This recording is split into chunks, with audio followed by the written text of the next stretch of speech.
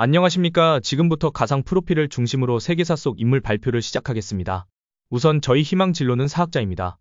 그래서 제가 선택한 인물은 대송, 즉 송나라의 사학자이자 정치인이자 유학자인 사마광입니다. 교과서에서는 그에 대해 특히 사마광이 쓴 자치통감은 연대순으로 역사를 기록하는 편년체 역사서의 모범이 되었다 라고 간략하게만 소개하고 있습니다. 아무래도 중국사를 배운 지 좀 되었다 보니 당시 시대 상황을 먼저 정리해보겠습니다. 송나라는 춘추전국 시대, 556국 시대처럼 중국사의 분열기였던 5대 10국 시대에 건국되었습니다. 춘추전국 시대의 주나라 봉건제 하에 제후들이 지방에서 권력을 잡았다면 5대 10국 시대에는 절도사가 제후의 포지션에 있었습니다.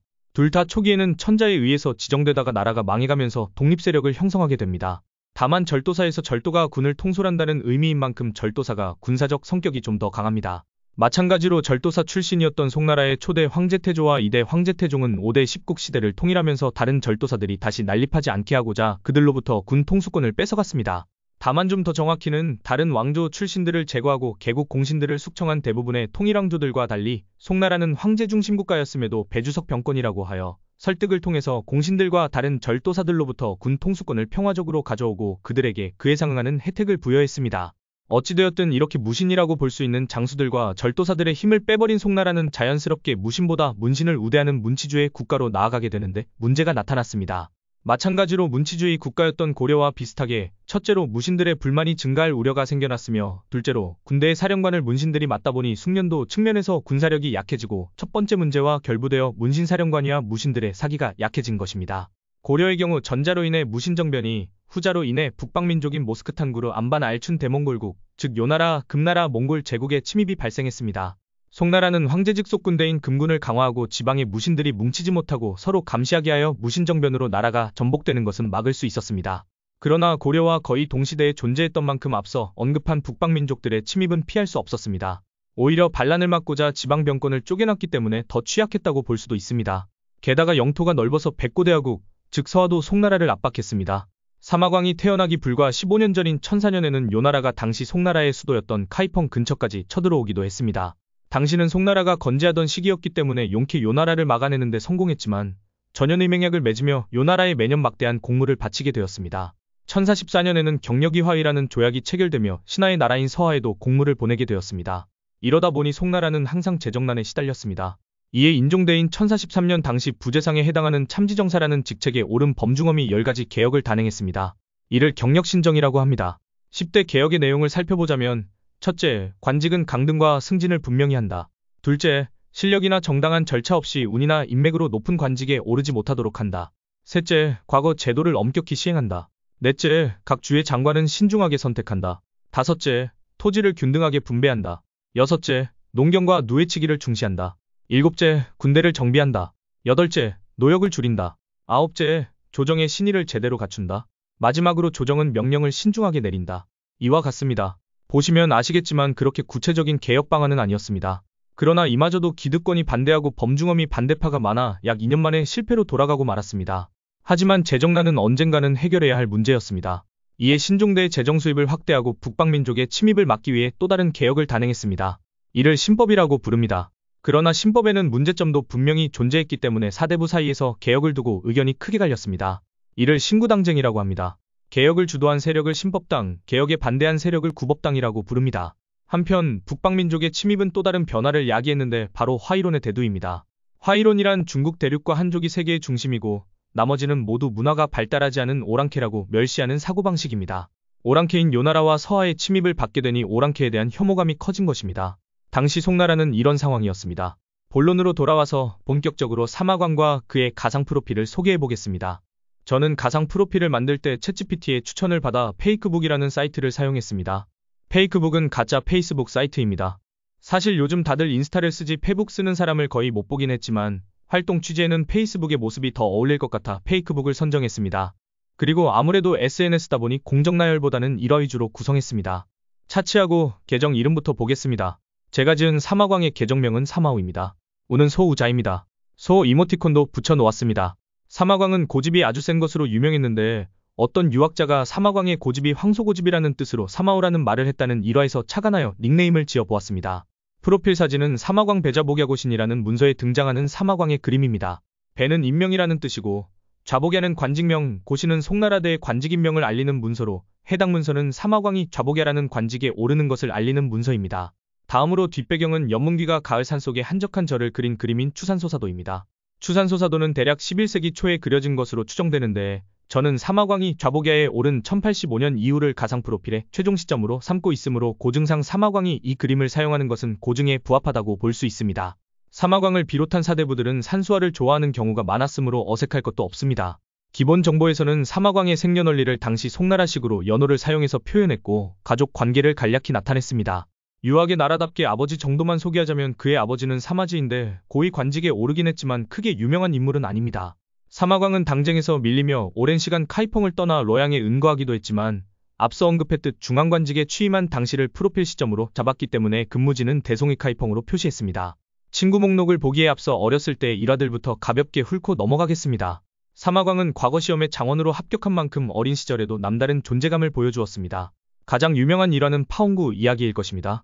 어느 날 어린 사마광이 친구들이랑 정원에서 놀고 있었는데 한 친구가 발을 헛디뎌 거대한 물항아리에 빠지게 되었습니다.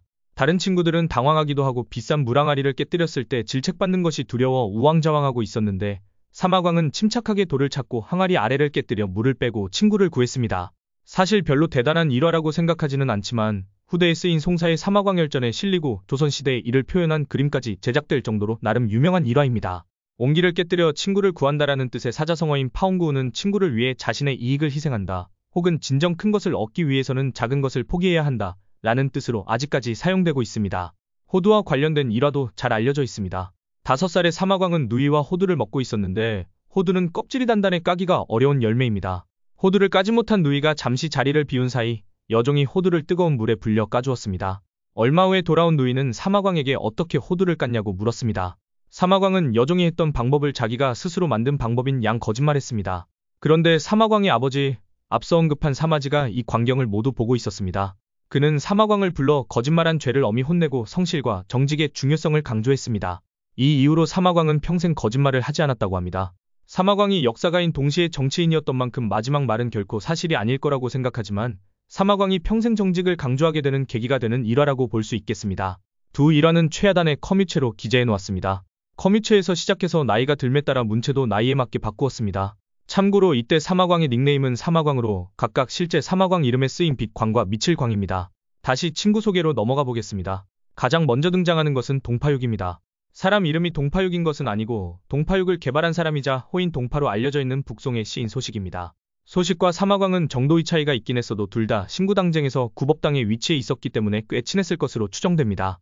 아까 사마광을 사마오라고 불렀다는 유학자가 바로 이 소식입니다. 가볍게 소식 초상화에 흑백 동파육 그림을 갖다 붙여 놓았습니다. 두 번째 인물은 신법을 만든 것으로 유명한 왕한석입니다. 두 인물은 신구당쟁에서 크게 대립했지만 나이 차이가 2살로 적었고 개인적으로는 서로를 존중하며 좋은 관계를 유지했습니다. 아예 사마광이 왕한석에게 쓴 편지에서 그를 벗이라고 부른 기록도 남아있습니다. 다음으로 유한세는 이름이 남은 사마광의 제자 중 하나이고 양수, 즉 구양수는 유명한 구법당 인물입니다. 다음으로 대송공식 개정에 첨부한 깃발은 증공량의 병법서인 무경총효에 실린 송나라의 군기입니다. 무경총효가 1044년에 발표되었기 때문에 이 깃발이 존재하는 것도 고증에 부합합니다. 마지막으로 선인성녀랑후는 사마광이 좌복야에 재직하던 시절에 어린 철종을 대신해 수렴청정을 하던 철종의 할머니입니다. 사마광을 좌복야로 임명한 인물이 바로 그녀입니다. 다시 게시물로 돌아와서 아까 말씀드린 사마오 이야기를 가볍게 실어놓았고 바로 자치통감 이야기로 넘어갔는데 그 사이에 아주 많은 일이 있었습니다. 우선 사마광은 20세에 관직 생활을 시작하며 화저우, 수저우, 웨이청 등 여러 지역에서 다양한 직책을 역임했습니다. 경력 신정이 일어날 당시에도 사마광은 한창 정치 생활 중이었습니다. 범중엄의 개혁이 실패로 돌아가자 사마광은 새로운 개혁 방안을 모색하기 시작했습니다. 다만 아직은 고위 관료가 아니었기 때문에 큰 목소리를 내기는 어려웠습니다. 그러던 1047년 왕택이라는 자가 일으킨 농민봉기가 일어났을 때 당시 군을 지휘하던 방적에게 보낸 상방추밀론 병주사의서가 방적의 봉기 진압에 큰 도움을 주며 사마광은 그의 마음을 얻게 되었습니다. 사실 원래도 사마광의 아버지 사마지와 방적이 친한 사이였다고 합니다. 상방추밀론 병주사의서의 내용은 다음과 같습니다. 먼저 사마광은 모든 사람은 자신에게 주어진 역할에 맞추어 행동해야 한다고 본 공자의 말을 인용하며 자신의 관할이 아닌 군사 분야에 대해 조언을 보내는 자신의 부적절함을 사죄했습니다. 이후 심리전의 중요성을 강조했습니다.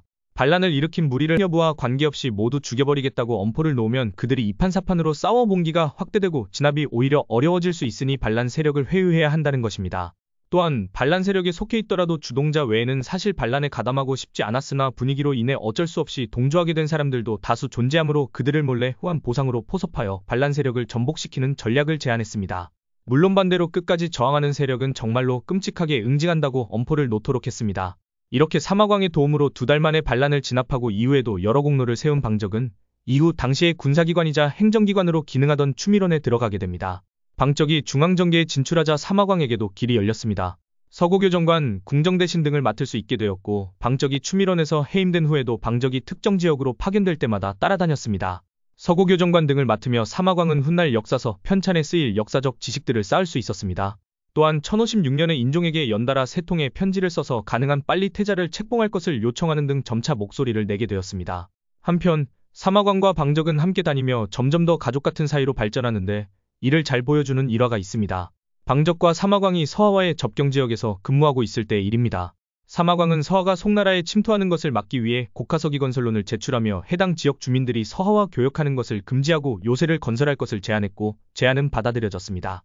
요새가 채 완공되지도 않은 어느 날 방적의 부하였던 곽은이라는 자가 술을 마시다가 갑자기 전공을 세우고 싶어져 취한 상태로 군대를 이끌고 마음대로 출정했습니다. 당연히 취한 상태로 서하를 이길 리 만무했고 패배한 곽은은 술이 깨고 나서 자살했습니다. 곧이어 인종이 진상을 규명하고자 감찰관을 파견했고 곽은의 상관이었던 방적도 책임을 피하기 어려워졌습니다. 이때 사마광이 나서 앞서 소개드렸던 상방추밀론 병주사에서 곡하서기 건설론과 같이 자신이 방적에게 조언했던 내용들을 제시하며 방적은 자신의 조언을 따르다 죄를 짓게 된 것이라고 방적을 변호했습니다. 이를 알게 된 방적 또한 자신이 모든 책임을 질 테니 사마광은 면죄해달라고 인종에게 청했습니다. 이 모습을 본 인종은 2사람의 죄를 덜어준 것으로 알려져 있습니다. 아무튼 사마광은 이렇게 방적의 도움을 받으며 그를 따라 중앙정계에 진출하게 되었습니다. 사마광은 앞서 언급했듯 고집이 세고 단단한 인물이었기 때문인지 황제에게 바른말을 하는 간원의 역할을 많이 맡았습니다. 심지어 더 좋은 직책을 제의받았을 때에도 사마광은 자신의 역할을 유지하는 것을 택했습니다. 다만 이는 사마광이 간원 역할에 대해서도 여러 차례 사의를 표할 정도로 겸손했기 때문이기도 합니다. 어쨌든 황제는 사마광이 유능한 것을 알았기에 사의를 표하든 말든 그를 놓아줄 생각이 없었고 그는 재직기간 동안 황제에게 170통이 넘는 글을 올립니다. 상당수가 조정이 백성의 민생을 위해 노력해야 한다는 내용이었습니다. 유명한 몇 가지 글만 살펴보겠습니다. 먼저 노년음장에서는 황제가 백성들을 봐서 사치스러운 향연을 중단해 줄 것을 요청했습니다. 언유사찰자에서는 조정이 송나라의 재정적 현실을 외면하고 고위 관료들에게 지나치게 후한 보상을 내리는 것을 비판했습니다. 가장 유명한 글은 논제리소로 당시 송나라 농부들의 현실을 고발하며 농부들에 대한 정부의 착취를 멈출 것을 촉구했습니다. 이러한 글들을 통해 사마광과 구법당 인물들이 신법의 급진성과 부작용에 반대했을 뿐 민생 안정과 재정난 해결의 필요성은 함께 통감하고 있었다는 사실을 알 수 있습니다. 1061년에는 범중엄의 개혁을 대신할 새로운 개혁안도 제출했습니다. 다만 이미 범중엄의 개혁이 실패하는 모습을 지켜본 만큼 그 내용은 황제와 신하들이 근검절약을 실천해야 한다와 같이 피상적이고 온건적이었습니다. 1063년 인종이 병으로 승하하고 그의 친척이자 양자였던 영종이 즉위하게 되며 사마광의 인생도 새로운 국면을 맞이하게 됩니다. 가장 핵심적인 것은 5권짜리 역사서 영년도 편찬이었습니다. 영년도는 전국 시대가 시작되는 기원전 403년부터 송나라가 건국되기 직전인 959년까지 1000년 이상을 시대순으로 다룬 역사서였습니다. 즉, 사마천의 사기로 대표되는 기존에 유행하던 인물 중심의 기전체와 달리 연대순으로 기록된 편년체로 작성된 것입니다.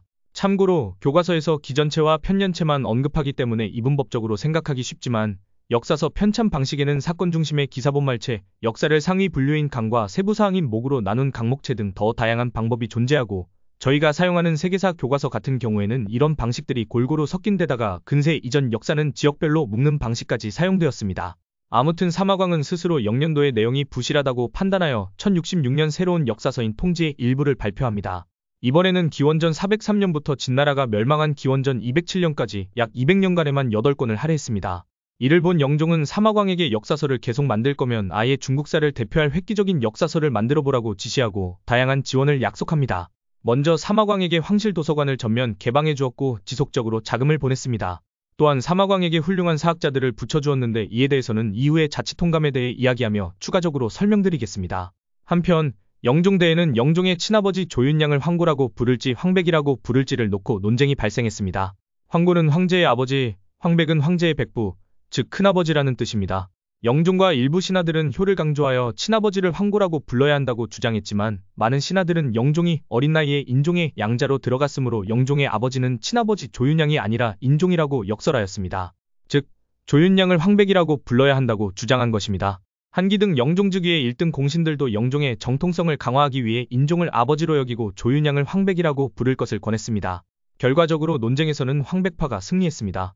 사마광은 이 논쟁에서 황백파로 참여하며 논리적이고 냉철한 모습을 보여 많은 유학자들의 이목을 끌었고 점차 거물급 정치인으로 성장하게 되었습니다.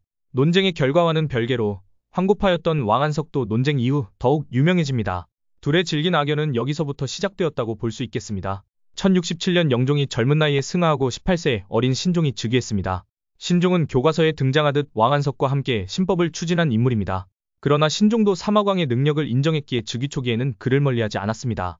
신종 즉위 초기에 사마광은 왕안석과 함께 황제의 자문기구인 한림원의 한림학사에 임명되었습니다. 또한 아버지 영종과 마찬가지로 통지를 높이 평가하여 서적을 수집하고 정리하는 보문각이 통지의 편찬을 돕도록 하고 체기서문을 써주며 새로운 이름도 지어주었습니다. 이때부터 통지는 자치통감으로 불리게 되었습니다. 자치통감은 과거의 역사를 거울 삼아 다스림에 도움이 되는 책이라는 의미입니다. 가상 프로필에서도 이를 간략하게 언급해 두었습니다. 그러나 이와는 별개로 신종과 사마광은 정치적 견해에서 큰 차이를 보였습니다. 예를 들어 신종은 서하 요나라 등 정복 왕조에 대해 공격적인 태도를 보였는데 사마광은 방어적인 입장을 취하며 그들과 평화를 유지하기를 바랐습니다. 왕안석을 필두로 한 개혁이 본격적으로 단행되자 갈등이 골은 더욱 깊어졌습니다. 그럼 일단 사마광과 구법당이 왕안석과 신법당의 신법에 왜 반대했는지부터 먼저 알아봅시다. 근본적인 이유는 역시나 돈 문제입니다. 구법당은 재정난 해결을 송나라의 1순위 과제로 보고 점진적인 재정개혁을 추진하고 있었는데 이 와중에 신법당이 민생 안정을 위해 막대한 예산이 드는 신법을 추진하니 못마땅해 보일 수밖에 없는 것입니다.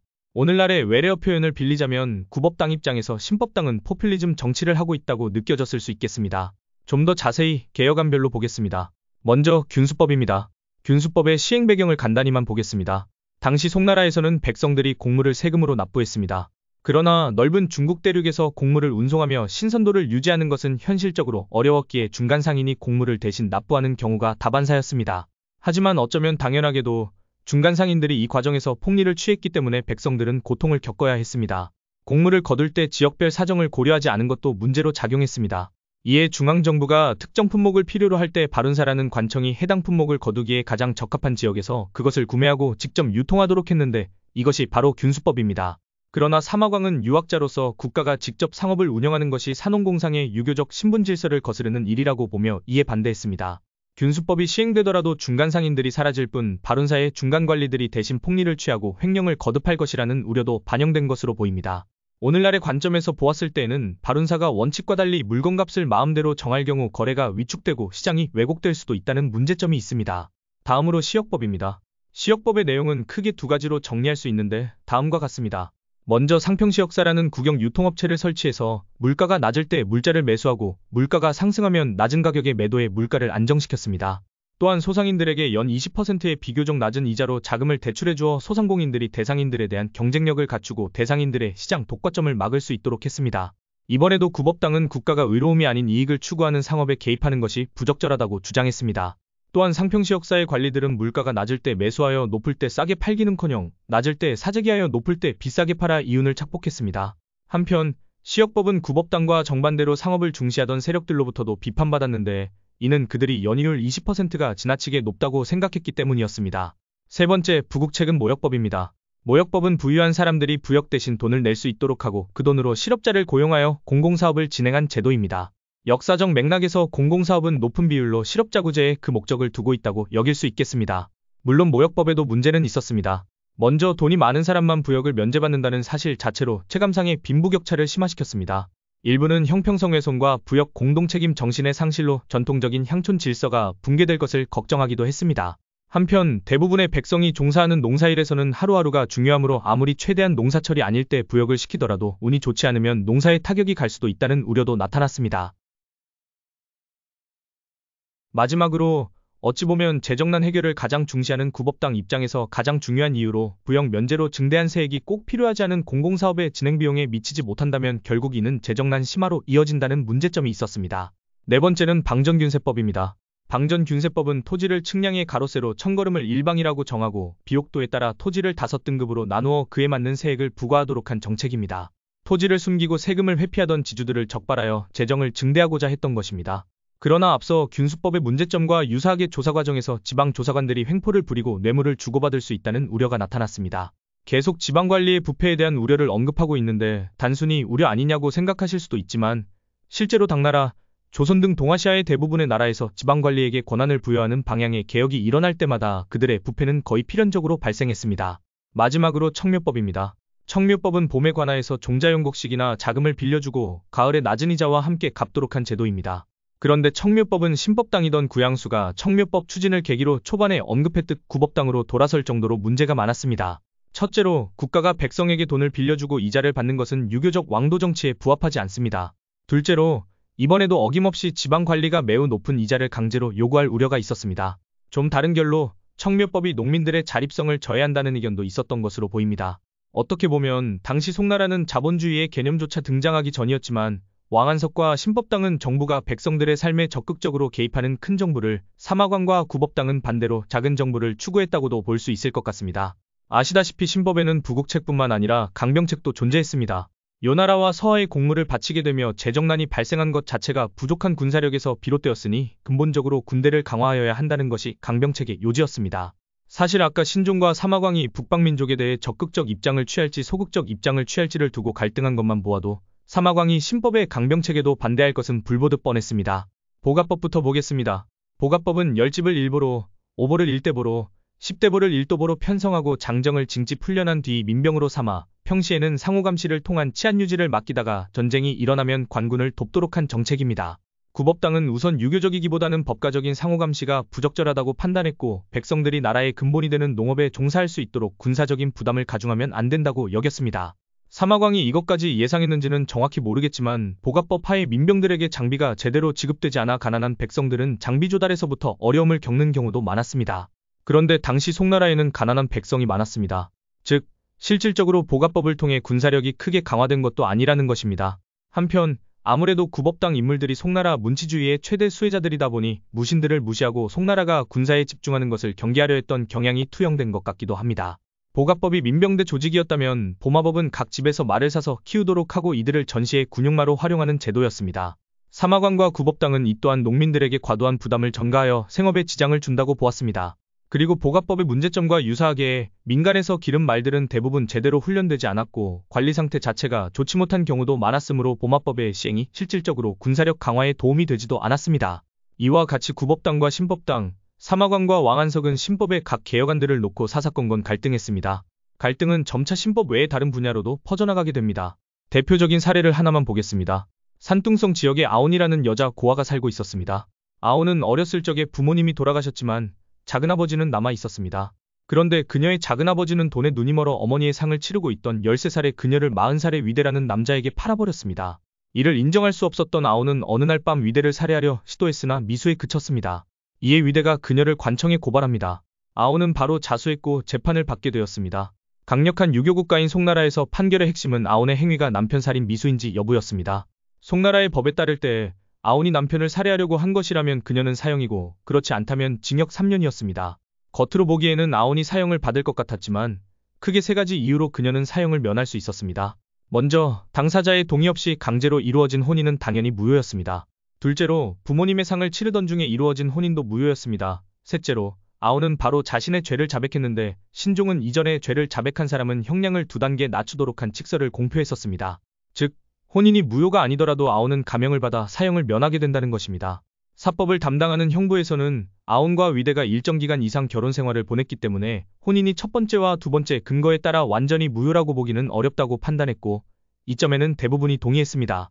그러나 칙서에 따른 감형 문제를 놓고 첨예한 대립이 발생했습니다. 얼마 안가 이 사건의 판결은 황제의 자문기관인 한림원으로 넘어가게 되었습니다. 그런데 공교롭게도 당시 한림원에서는 사마관과 왕안석이 한림 학사로 동시에 재직하고 있었습니다. 왕안석은 황제의 칙서를 인정하여 사용하지 말아야 한다고 주장한 반면 사마광은 칙서를 인정할 수 없고 법률대로 판결해야 한다고 강변했습니다. 왕안석이 단순히 아온을 불쌍하게 여겼기 때문일 수도 있지만 을의 역사에 남은 판결들이 그렇듯 이 사건에도 정치적 내막이 숨겨져 있었습니다. 신종의 지원을 받으며 칙서를 적극 활용하여 신법 개혁을 단행하고자 했던 왕안석의 입장에서는 신종의 칙서가 막강한 권한을 가져야 했습니다. 반대로 신법에 반대하던 사마광에게는 기존의 법률이 칙서로 보완될 필요가 없는 완벽한 법이어야 했습니다. 이렇게 아온에 대한 판결을 두고 왕안석과 사마광이 갈등한 이 사건을 율사지쟁이라고 합니다. 율사지쟁은 결과적으로 왕안석의 승리로 끝이 났고 아온은 사형을 면했습니다. 그런데 이로부터 17년 뒤 재상의 자리에 오른 사마광은 이 사건을 다시 끄집어내 아온을 남편 살인 미수죄로 참수하며 신법의 부적절함을 강조합니다. 사마광이 유교적 이상에 따라 민생안정과 재정난 해결을 위해 노력했으면서도 정치에 매몰되어 인간성을 상실하기도 했다는 것을 여실히 보여주는 사례입니다. 율사지쟁에서 왕안석이 이긴 것에서 알 수 있듯 정치는 점차 신법당에게 유리하게 돌아가고 있었고 신종의 마음도 점점 더 신법당으로 기울었습니다. 구법당에는 사마광 구양수 한기 소식 등 권세가가 많았던 반면 신법당은 왕안석을 제외하면 신생 정치인들이 대다수였기 때문에 많은 황제들이 그래왔듯 신진 세력을 등용하여 황권을 강화하려 했다고도 추정해 볼 수 있겠습니다. 어쨌든 1070년대에 이르러 왕안석이 정권을 장악하는 것을 보며 사마광은 뤄양에 은거하기로 마음먹었습니다. 15년간 이어지는 기나긴 은거 생활이 시작된 것이었습니다.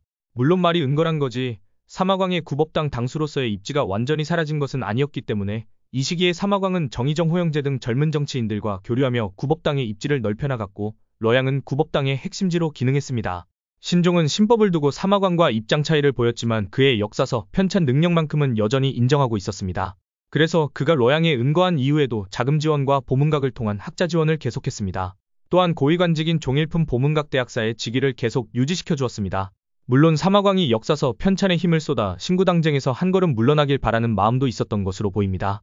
어쨌든 사마광은 신종에게 보답하듯 자치통감 편찬에 혼신을 다했습니다. 그가 자다가 뒤척이면 깨게 만드는 둥글게 깎은 나무베개인 경침을 사용하여 잠을 줄이고 학문에 매진했다는 일화는 유명합니다. 물론 은거기간 동안 오직 자치통감 하나에만 매달린 것은 아닙니다. 이 시기에 지어진 그이글 중 대표작으로 맹자의 사상을 비판하고 의심하는 글인 의맹이 있습니다. 의맹의 일부를 살펴보겠습니다. 맹자와 그의 제자들의 어록을 묶어 만든 책인 맹자에 등장하는 순임금과 관련된 글을 비판하는 대목입니다. 여기서 순임금은 요순탕무할 때 그 순임금이 맞습니다. 유가와 법가가 대립하던 상황에서 책 맹자는 아버지인 고수가 사람을 죽였을 때 몰래 그를 업고 도망간 순임금을 궁극의 효자로 묘사하며 법보다 부모에 대한 도리가 우선임을 강조했습니다. 그러나 사마광은 다음과 같은 이유를 들며 이 글에 의문을 제기합니다. 먼저 현실성에 대한 의문입니다. 순임금은 천자이기 때문에 현실적으로 몰래 도망가기는 어려웠으리라는 것입니다. 특히 맹자를 비롯한 고서들에서는 순임금이 말 그대로 어디를 가든 많은 백성들이 따라다녔다는 언급이 나옵니다. 물론 사마광은 유학자로서 행위의 정당성에 대해서도 의문을 제기합니다. 가장 먼저 그는 순임금이 아버지 고수가 중죄를 저지를 때까지 그를 교화하지 못한 것이 효를 제대로 다하지 못한 것이라고 평가합니다.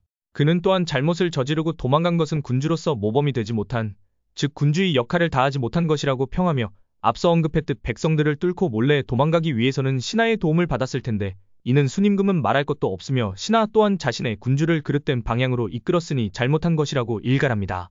사마광의 역사가로서의 논리력과 젊었을 적부터 이어지는 일관적 법 중시 경향이 잘 드러난 글이라고 볼 수 있겠습니다.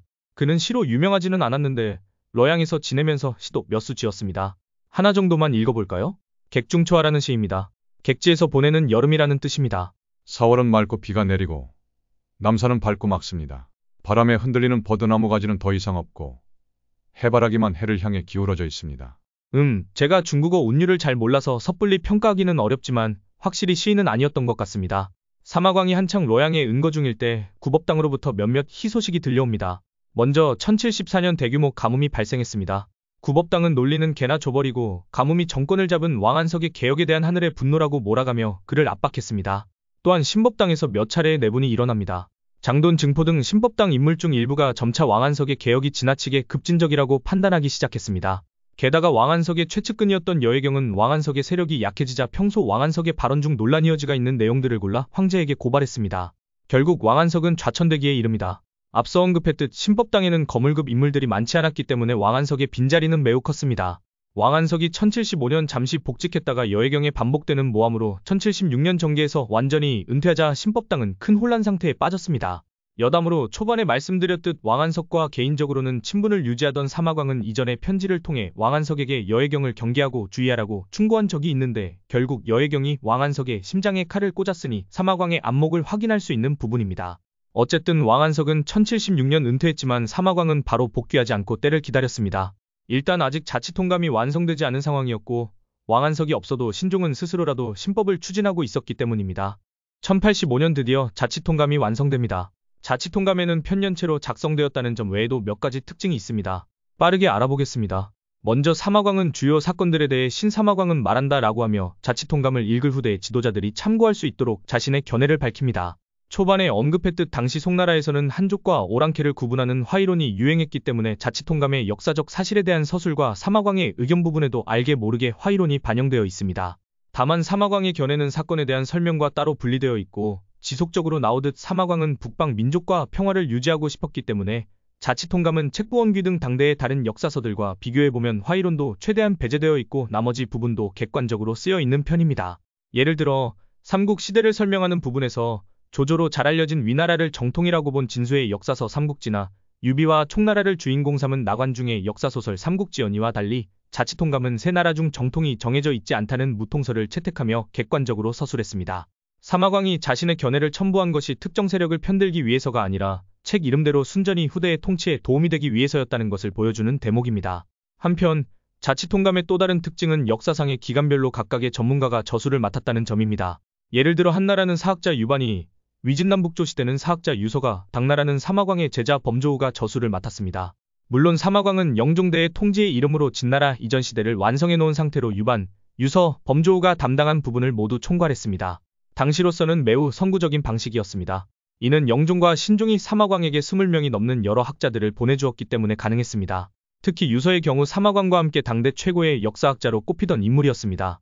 사마광은 자치통감 본편 편찬만으로 만족하지 않아 읽을 때 크게 도움이 될 만한 부록들을 추가로 지었습니다.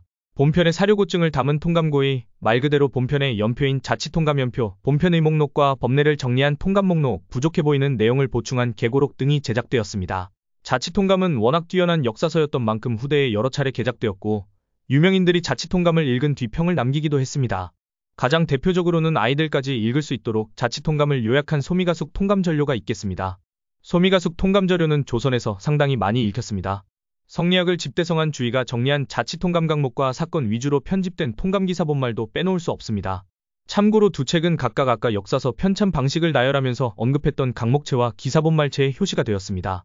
즉, 자치통감은 편년체의 모범이 된 동시에 간접적으로 새로운 편찬 방식을 두 가지나 만들어낸 것입니다. 이 책들이 자치통감의 편집본이었다면 반대로 호삼성의 자치통감음주와 같이 주석을 추가한 경우도 있었습니다. 호삼성은 자치통감음주를 발표하며 자치통감을 읽지 않은 황제와 신하는 제대로 정치를 할 수 없을 것이라는 말을 남겼습니다. 자치통감은 조선의 세종대왕에게도 극찬을 받았습니다. 세종대왕 또한 지편전학자들을 동원하여 자치통감의 주석을 단 자치통감문의를 제작했습니다. 다만 자치통감음주가 방대한 분량을 바탕으로 역사를 더 자세히 분석하는 데 목적을 두었다면 자치통감문의는 많은 사람들이 자치통감을 쉽게 이해할 수 있도록 하기 위해 편찬되었습니다. 정치인들의 자치통감 사랑은 현대까지도 이어져서 마오쩌둥은 300권에 육박하는 자치통감을 무려 17차례나 완독했다고 합니다. 그는 자치통감이 읽을 때마다 새로운 맛이 느껴지는 책이라고 평가했습니다. 자치통감이 완성되고 얼마 되지 않아 사마광에게 또 다른 좋은 소식이 들려왔습니다. 바로 자신과 그토록 대립하던 신종이 승하했다는 것이었습니다. 이에 대해 가상 프로필에서도 간략히 언급해 두었습니다. 물론 SNS는 모두가 보는 만큼 깊이 슬퍼하는 모습을 보이도록 했습니다. 첨부된 사진은 신종 이묘인 영유릉입니다. 신종이 죽고 즉위한 황제는 철종이었는데 당시 철종은 고작 8살에 불과했기 때문에 신종의 어머니이자 자신의 할머니인 선인성렬왕후가 섭정을 맡아야 했습니다. 그런데 선인성렬왕후는 구법당을 지지하는 인물이었습니다. 더 설명할 필요도 없겠습니다. 이윽고 사마광이 66세라는 당시로서는 매우 늦은 나이에 정계 일선에 화려하게 복귀합니다. 그것도 복귀한 지 얼마 되지 않아 태어나서 처음으로 상서자복야와 동중서문화평장사에 임명되었습니다. 송나라에서 좌복야와 동중서문화평장사는 재상에 해당하는 직책이었습니다. 다만 상서자복야는 이미 당나라 때부터 명예직이었고 실질적으로는 동중서문화평장사로서 재상의 역할을 맡게 되었다고 볼 수 있겠습니다.